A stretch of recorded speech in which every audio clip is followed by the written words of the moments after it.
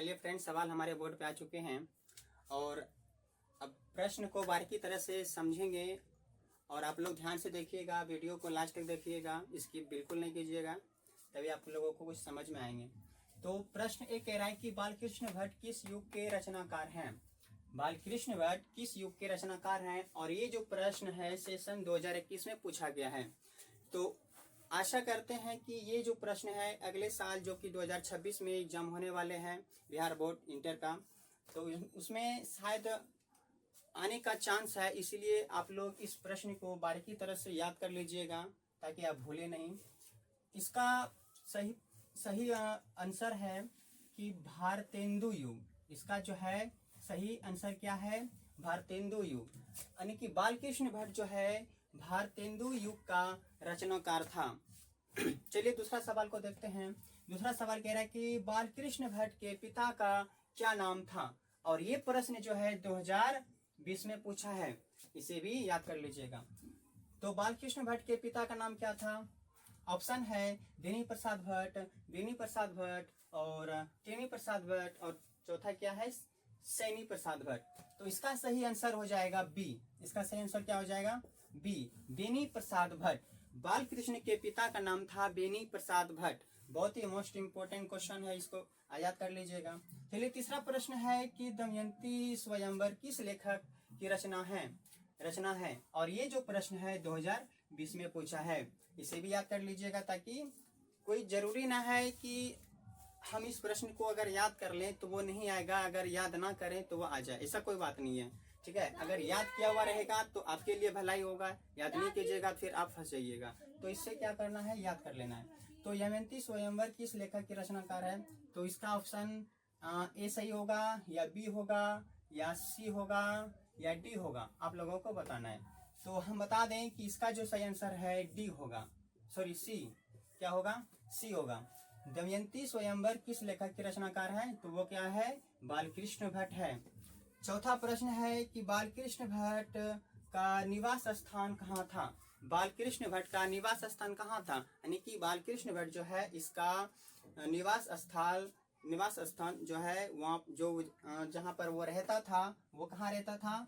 समस्तीपुर में रहता था, समस्तीपुर बिहार में, या पटना बिहार में, या वाराणसी उत्तर प्रदेश में, या इलाहाबाद उत्तर प्रदेश में। आप लोगों को बताना है क्या? डी। क्या बताना है? डी। जब भी ऐसा प्रश्न आ जाए तो मार देना है डायरेक्ट। ठीक है, इलाहाबाद उत्तर प्रदेश। और पांचवा प्रश्न है कि कौन सी रचना बालकृष्ण भट्ट की है? कौन सी रचना जो है बालकृष्ण भट्ट की है? इनमें से रेल का विकट खेल, या कछुआ भ्रम, या रेणुका, या प्राच्य विधा, इनमें से कौन है? इनमें से ऑप्शन ए, इनमें से कौन है? ऑप्शन ए है। बालकृष्ण भट्ट की जो है ये रचना जो है कौन सी है? रेल का विकट खेल। और प्रश्न छठा कह रहा है कि मनुष्य की बातचीत का उत्तम तरीका क्या है? अगर मनुष्य जो है किसी से बात करते हैं तो उसका सही शैली क्या है, सही उत्तर क्या है, सही तरीका क्या है? एक दूसरे से जो बात करते हैं सही तरीका क्या है? जब तक कि हम इस तरीका को समझेंगे नहीं, जानेंगे नहीं, तो किसी से हम बात करने से हिचकिचाहट होगी। हिचकिचाहट से हमें सामना करना पड़ेगा। तो इसका सही आंसर होगा क्या? बी। इसका सही आंसर क्या होगा? बी। अवाक होकर अपने से बातचीत करना। मतलब क्या कि खुद से बात करो कि हम क्या हैं, क्या करते हैं, क्या करेंगे, तब हमें पता चलता है कि हम दूसरों से किस तरह से बातें हम कर पाएंगे। ठीक है, तो चलते हैं अब अगला प्रश्न की ओर।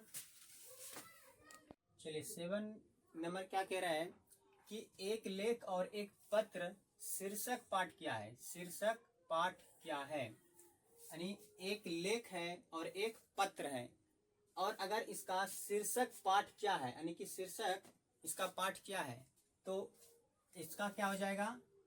ऐतिहासिक पत्र। क्या हो जाएगा? ऐतिहासिक पत्र। ये स्मरण नहीं होगा, कहानी और किताब, ये तीनों में से कोई नहीं होगा। क्या होगा? ऐतिहासिक पत्र होगा। अब देखिए, भगत सिंह के पिता का क्या नाम था? भगत सिंह, जिसने हमें क्या दिलाई? आजादी दिलाई। उन व्यक्तियों के पिता का नाम क्या था, मतलब भगत सिंह जो है इनके पिता का क्या नाम था। इनमें से क्या है, सरदार कीरत सिंह है, किशन सिंह, भूषण सिंह और सरदार किशन सिंह है। तो इनका सही आंसर क्या हो जाएगा, डी हो जाएगा। देखिए भगत सिंह के पिता का क्या नाम था, तो सरदार किशन सिंह था। याद रखिए इस बात को, सरदार किशन सिंह था। क्या, किसका, भगत सिंह के पिता का नाम क्या था, सरदार किशन सिंह। ठीक है। अब देखिए प्रश्न 9 क्या रहा है कि पत्नी शब्द का पर्यायवाची क्या है। पत्नी शब्द का पर्यायवाची शब्द क्या होता है, पत्नी शब्द का पर्यायवाची शब्द क्या होता है, वारी नहीं होता, सेवक भी नहीं होता, विबुद्ध भी नहीं होता, क्या होता है, अर्धांगिनी होता है। क्या होता है, अर्धांगिनी होता है। क्या होता है, अर्धांगिनी होता है।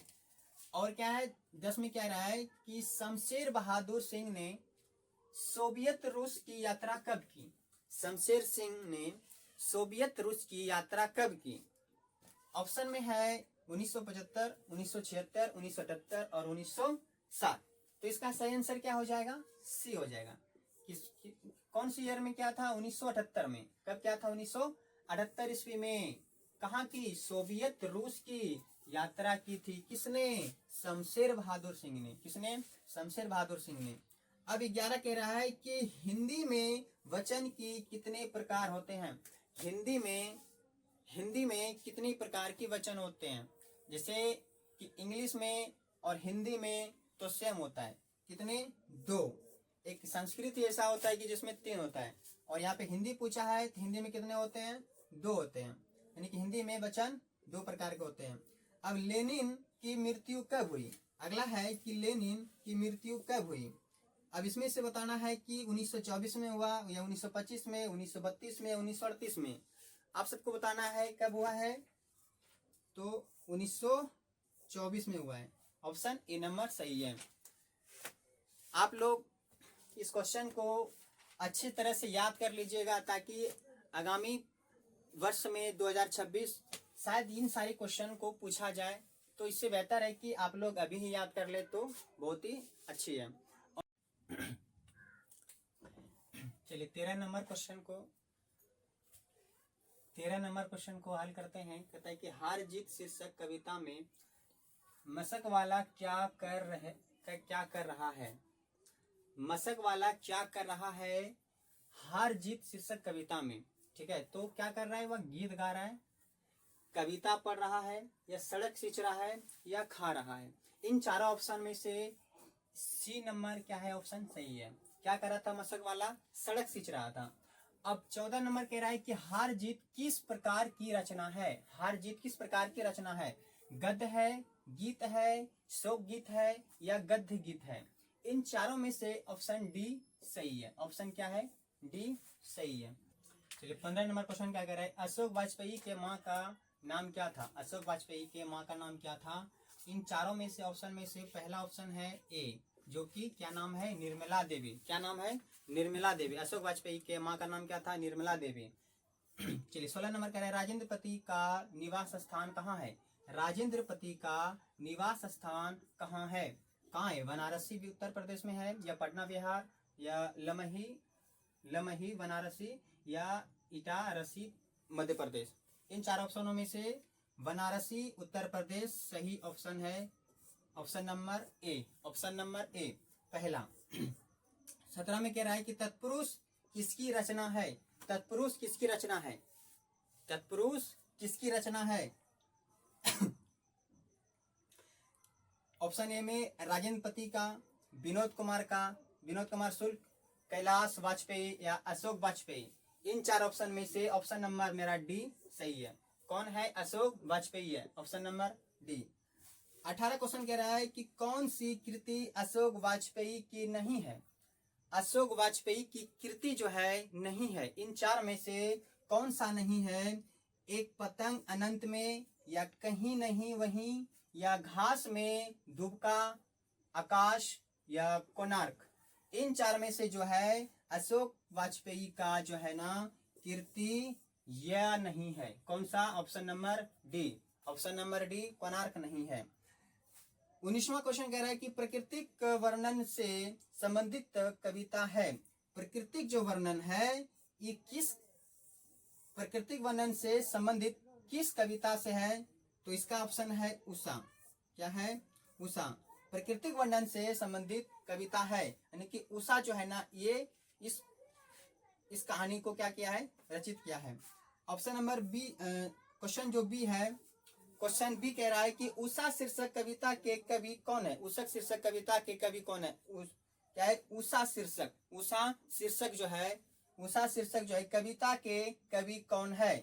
इनमें से कौन है? मुक्तिबोध है, या धर्मवीर भारती है, या अज्ञेय है, या रमेश बहादुर सिंह है? इन चारों में से ऑप्शन में से कौन है? Option A, option B, option C, option D. कौन है? Option D. इस नंबर क्वेश्चन को देखते हैं कि जख्म पर धूल शीर्षक कविता किसकी रचना है? जख्म पर धूल शीर्षक कविता किसकी रचना है? तो किसकी रचना है? उदय प्रकाश का है, या भगत सिंह का है, या नामवर सिंह का है, या मलियच का है? इसमें सही आंसर है डी, मलियच का है। और 22 नंबर देखते हैं कि सूरदास किस भाषा के कवि हैं? सूरदास किस भाषा के कवि हैं? मगही हैं, मैथिली हैं, भोजपुरी हैं, या ब्रज भाषा है? ये सूरदास की जो कवि है, सूरदास जो है किस भाषा के कवि थे? वह ब्रज भाषा में उसने लिखा था। ठीक है, तो ऑप्शन नंबर डी सही है। गीतावली किसकी रचना है? गीतावली किसकी रचना है? तो तुलसीदास की है, या नाभादास की है, या सूरदास की, या मलिक मोहम्मद जैसी की है? तो इसमें ऑप्शन नंबर ए नंबर सही है। किसने किया था? तुलसीदास ने। और प्रेम की पीर के कवि कौन है? प्रेम के पीर के कवि कौन है? आप लोग इसका सही आंसर बताइए, कौन है? प्रेम के पीर के कवि कौन है? जयप्रकाश जयशंकर प्रसाद है, या रघुवीर शाह है, या जयसी है, या ज्ञानेंद्र पति है? इसमें सही आंसर किसका होगा? इसमें जयसी का होगा। किसका होगा? जयसी का। मतलब प्रेम की पीर के कवि कौन है? जयसी है। और 25 नंबर क्वेश्चन, भगत सिंह का जन्म कब हुआ था? भगत सिंह का जन्म कब हुआ था? 28 सितंबर 1907 में हुआ था, या 25 जुलाई 1907 में, या 26 जुलाई 1907 में, या 28 अगस्त 1907 में? किसमें हुआ था? तो इसका ऑप्शन ए नंबर सही है। कब हुआ था? 28 सितंबर 1907 ईस्वी को। अब 26 क्वेश्चन कह रहा है कि सिपाही की माँ रचयिता कौन है? सिपाही की माँ एक कविता की पाठ शीर्षक है, और इसका रचयिता कौन है? इसका रचयिता है अज्ञेय। कौन है? अज्ञेय। ऑप्शन नंबर ए सही है। अब बीजक के रचयिता कौन है? बीजक के रचयिता कौन है? तुलसीदास है, या कबीरदास है, या सूरदास है, या जयसी है? बीजक के रचयिता कौन है? इसका सही ऑप्शन होगा बी। कौन होगा? बी, कबीरदास है। कौन है? कबीरदास। रामधारी सिंह दिनकर के रचयिता कौन है? चलिए आप लोग बताइएगा, रामधारी सिंह के दिनकर के रचयिता कौन है?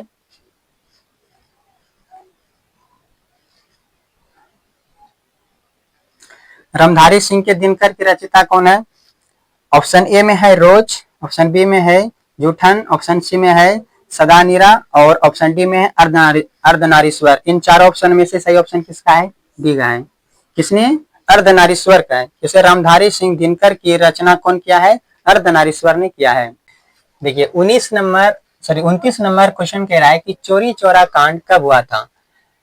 ऑप्शन ए 1921 में, ऑप्शन बी 1920 में, ऑप्शन सी 1922 में, या ऑप्शन डी 1925 में? तो आप सबको सही आंसर मारना है 1922 ईस्वी में। कब हुआ था? 1922 ईस्वी में। और 30 नंबर कह रहा है कि भगत सिंह के चाचा का क्या नाम था? भगत सिंह के चाचा का नाम क्या था? सुप्रीत सिंह था, या अजित सिंह, या गुरपति सिंह, या रंजीत सिंह? इन चारों ऑप्शन में से आपका सही आंसर है डी। कौन सा है? सॉरी बी है। कौन सा है? अजित सिंह। ऑप्शन बी सही है, अजित सिंह। भगत सिंह के चाचा का नाम क्या था? अजित सिंह। और अगला देखते हैं, मोहन राकेश रचित नाटक संग्रह का नाम है। मोहन राकेश जो उसने नाटक जो रचा था उसके संग्रह का नाम क्या था? क्या है? आषाढ़ का एक दिन। इसका सही आंसर है क्या है? आषाढ़ का एक दिन। ऑप्शन वहां पर बहुत सारा रहेगा, मिलता जुलता हुआ, और आप लोग क्या करिएगा, उस प्रश्न को अच्छी तरह से याद करिएगा, तभी वहां पर जाके एक्यूरेट क्वेश्चन को आंसर दे पाइएगा। अब देखिए अगला, शिव का उपासक कहलाता है। शिव का उपासक कहलाता है कौन? क्या कहलाता है? शिवम कहलाता है, या शंकर कहलाता है, या शैव, या शिव तत्व? इसमें से सही आंसर कौन सा हो जाएगा? शैव। शिव का जो उपासक है वह शैव कहलाता है। और अगला कह रहे, मैं नास्तिक क्यों हूं? मैं नास्तिक क्यों हूं, यह किसकी लेख है? यह किसकी लेख है? तो यहाँ पर किसकी लेख है? भगत सिंह का है, या सुखदेव का, या चंद्रशेखर आजाद का, या खुदीराम बोस का? यहाँ पर आपका सही आंसर हो जाएगा ए। कौन सा है? भगत सिंह का है। मैं नास्तिक क्यों हूं, यह किसकी लेख है? यह भगत सिंह का लेख है। ठीक है, अगला देखिए, अरे प्रताप के संस्थापक कौन थे? प्रताप के संस्थापक कौन थे? तो यहाँ पर गणेश शंकर था, या गणेश शंकर विद्यार्थी था, या माखन लाल, या चतुर्वेदी, या भारतेंदु हरिश्चंद्र, या बालकृष्ण भट्ट? इनमें से आपका सही आंसर हो जाएगा ए। कौन है? गणेश शंकर विद्यार्थी। प्रताप के संस्थापक, इसका आपका सही आंसर गणेश शंकर विद्यार्थी। अगला, ओम सदा निरा शीर्षक पाठ किस विद्या के अंतर्गत आता है? का ओम प्रकाश शीर्षक पाठ। ओम प्रकाश एक शीर्षक पाठ है, और यह जो विद्या के किस विद्या के अंतर्गत आता है?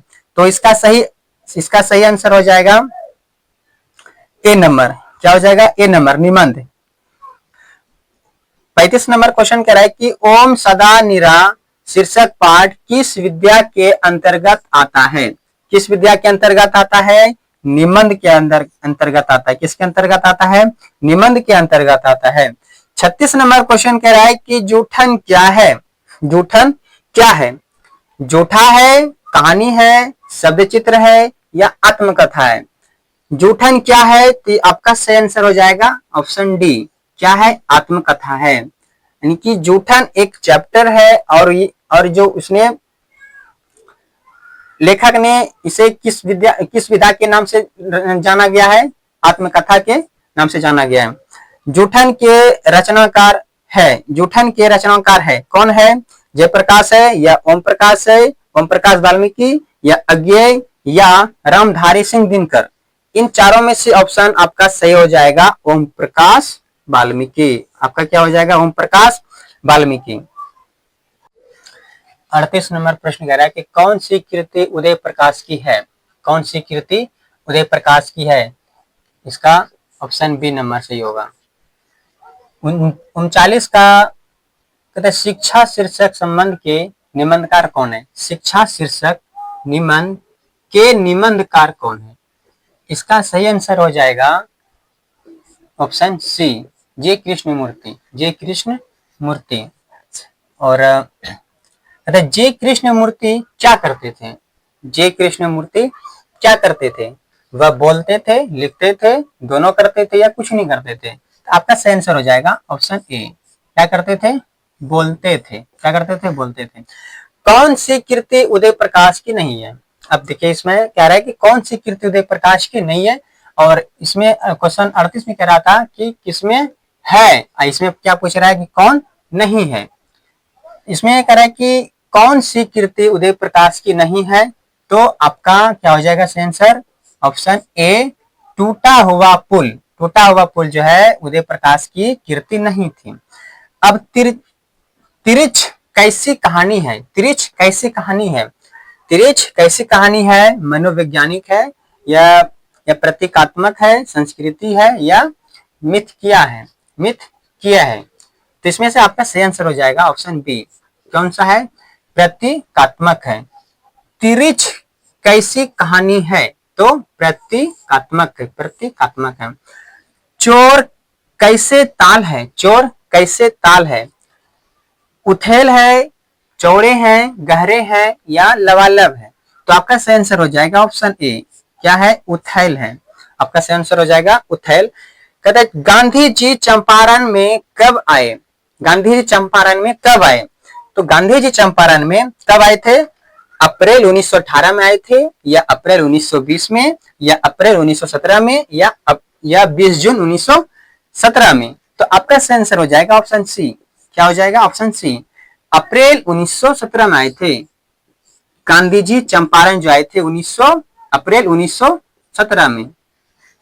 और कौन सी पुस्तक नामवर सिंह की है? कौन सी पुस्तक जो है नामवर सिंह की है? तो इनमें से आपका सही आंसर हो जाएगा ऑप्शन बी। क्या हो जाएगा? ऑप्शन बी, पृथ्वीराज रासो की भाषा। क्या है? नामवर सिंह की है क्या पुस्तक? कौन सी पुस्तक जो है नामवर सिंह की है? तो पृथ्वीराज रासो की भाषा, ये है नामवर सिंह की। अब उदय प्रकाश का जन्म कब हुआ? उदय प्रकाश का जन्म कब हुआ? उदय प्रकाश का जन्म कब हुआ था? 1 जनवरी 1952 को, या 20 फरवरी 1948 को, 18 जून 1944 को, या 12 जुलाई 1944 को। तो आपका सही आंसर हो जाएगा क्या? 1 जनवरी 1952 को आया था उदय प्रकाश का जन्म। हाँ, उदय प्रकाश का जन्म कब हुआ था? 1952 हुआ था, 1 जनवरी 1952। 47 कह रहा है कि कठोर शब्द का विलोम क्या क्या होगा? कठोर शब्द का विलोम क्या होगा? ये बहुत ही आसान शब्द है, क्वेश्चन है, और इसका नहीं जानिएगा तो फिर किसका जानिएगा।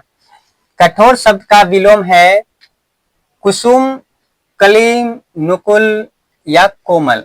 तो कठोर हार्ड होता है, कोमल नरम होता है। तो क्या होगा इसका सही ऑप्शन? डी, क्या? कोमल। भगत सिंह कब चोरी चोरा कांड में शरीक हुए? भगत सिंह कब चोरी चोरा कांड में शरीक हुए? तो कब शरीक हुआ? 1922 ईस्वी में, 1925 में, 1930 में, या 1928 ईस्वी में? कब हुआ था? तो आपका सही ऑप्शन हो जाएगा 1922 ईस्वी में हुआ था। स्कूल के हेडमास्टर का क्या नाम था? स्कूल के हेडमास्टर का क्या नाम था? इसका सही जवाब क्या होगा? ए होगा, बी होगा, सी होगा, या डी होगा? बताइए। तो चलिए, इसका सही ऑप्शन हो जाएगा क्या? कलीराम। क्या हो जाएगा? कलीराम। स्कूल के हेडमास्टर का क्या नाम था? तो कलीम राम था। और ब्रज भाषा की विशेषता क्या है? ब्रज भाषा की विशेषता क्या है? कोमलता है, ललित है, या माधुर्य है, या उपयुक्त सभी है? तो ब्रज भाषा की जो विशेषता है ना, ये तीनों है। इसका मतलब क्या? उपयुक्त सभी। इसे हम कोमलता भी के नाम से जानते हैं, ललित, माधुर्य, इन तीनों के, अर्थात क्या हो जाएगा इसका सही आंसर? उपयुक्त सभी। चलिए दोस्तों, यहाँ पर हमारी वीडियो समाप्त होती है। अगर आप सबको जरा सा भी कुछ भी अगर समझ में आया हो तो आप हमें कमेंट के जरिए बता सकते हैं।